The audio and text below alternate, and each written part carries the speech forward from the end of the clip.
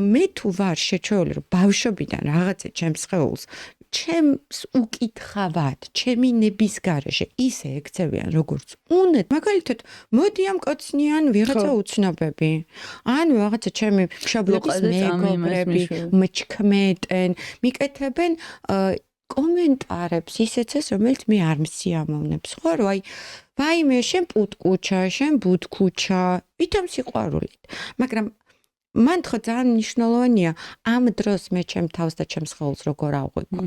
და მე ეს დასრულებაში ადამიანებს უყვირთ, რომ იგივე მშობლებს უყვირთ, რომ მოზარდს არ მოსწონს თავისი თავი, რომ მოზარდი უკმაყოფილოა თავისი სხეულით, რომ რა ჭირს ვერ გავიგე, რატო არ მოსწონს და იცი რა 15 წლიდან, რა ვიცი მე, 14 წელი შენ შულს თუ ეძახეს, ბუდკუჩა, პუტკუჩა, როგორ გასუქებულ ხარ, ეს რა გაქვს, ეს როგორი გაქვს, რანაირი ფეხები გაქვს, რანაირი ხელები გაქვს.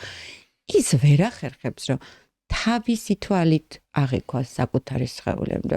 ბავშვები ხო ინფორმაციას გარემოდან იღებენ, ანუ როგორ მიყურებს დედა, როგორ მიყურებს მამა, როგორ მიყურებს სამყარო, რას მიბრუნებს, რა ინფორმაციას მიბრუნებს.